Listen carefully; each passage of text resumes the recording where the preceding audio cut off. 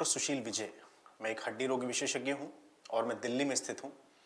इस वीडियो में मैं आपसे बात करने वाला हूं इन दिनों की एक बहुत ही कॉमन बीमारी के बारे में।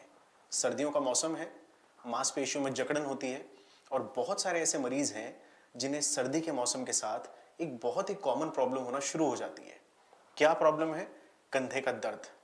और मरीज क्या कहता है कि सर, जब मैं अपना कंधा उठाने की कोशिश करता हूं या करती हूं तो ये कंधा थोड़ा तो उठता है और उसके बाद ये कंधा आगे चल नहीं पाता।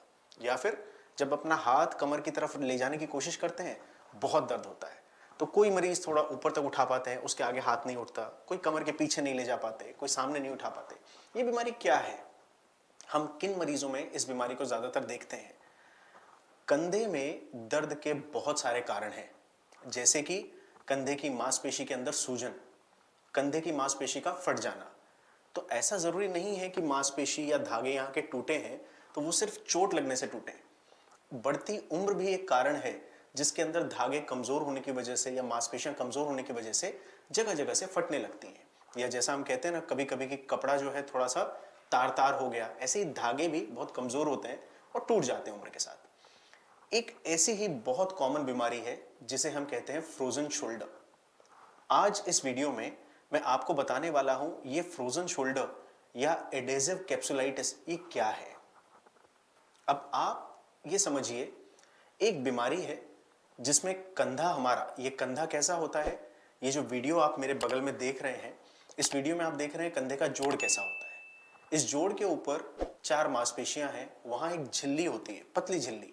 इस झिल्ली को हम कहते हैं कैप्सूल। जब भी मरीज को कुछ एक बीमारियां हो, जैसे कभी चोट लगी हो या डायबिटीज के मरीज या थायराइड की बीमारी से ग्रसित मरीज, थायराइड जो हमारा ग्रंथ है वो ज्यादा काम कर रहा है या कम काम कर रहा है, काम ठीक से नहीं कर रहा है, ऐसी बीमारियों में, या और एक गठिया वाली बीमारी जिसे हम रिमेटॉइड आर्थराइटिस कहते हैं, ऐसे मरीजों में ये बीमारी बड़ी कॉमन है।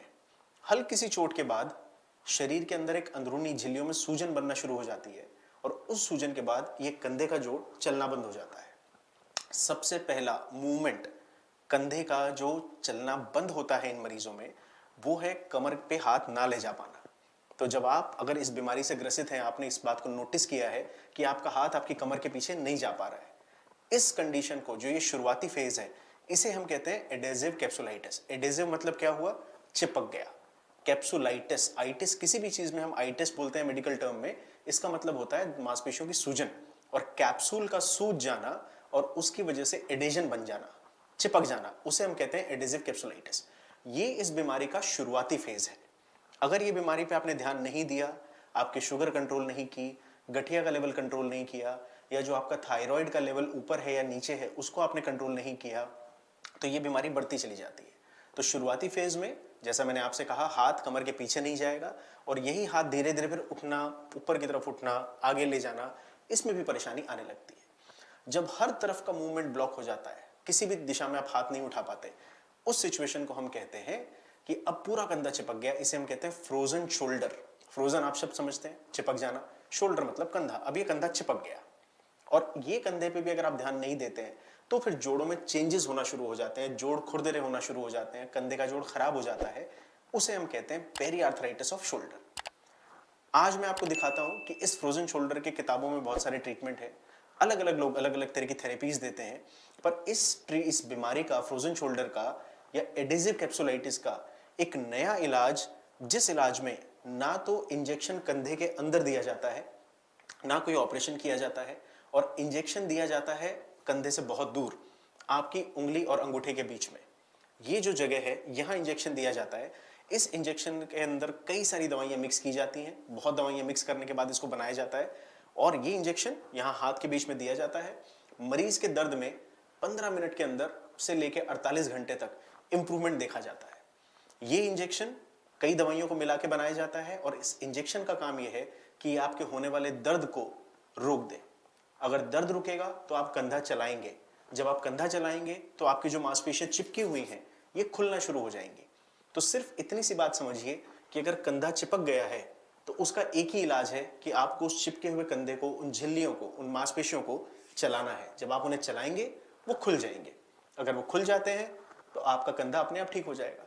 तो कसरत ही सबसे अच्छा इलाज है। ऐसा मत समझिए कि हर चीज़ का इलाज सिर्फ दवाइयाँ होती हैं। कसरत, व्यायाम, कंधे को चलाइए, सबसे अच्छा इलाज है एडेसिव कैप्सुलाइटिस या फ्रोजन शोल्डर का। ये जो इंजेक्शन है, इसे हम मेडिकल टर्मिनोलॉजी में कहते हैं डिस्टल सोडियम चैनल ब्लॉक, या कुछ डॉक्टर्स जो विदेशों में हैं वो इसे गेट इंजेक्शन भी कहते हैं। तो ये अपने आप में इस शताब्दी की एक बहुत बड़ी खोज है। कई दवाइयाँ इसे मिला के लगाई जाती हैं। आप ये वीडियो देखें कि कैसे मरीज शुरुआती फेज में दर्द में है और इंजेक्शन लगाने के बाद 15 से 20 मिनट के बाद ही कंधा कितना ज़्यादा इंप्रूवमेंट हो गया है। उठाइए और शाबाश। दर्द है? यहाँ से भी लगा। ठीक है, रख लीजिए नीचे,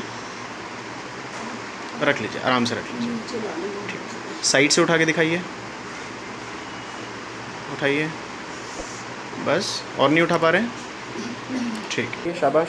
जितना ले जा सकते हैं ले जाइए, बहुत बढ़िया, फर्स्ट क्लास। नीचे ले आइए, बहुत अच्छा।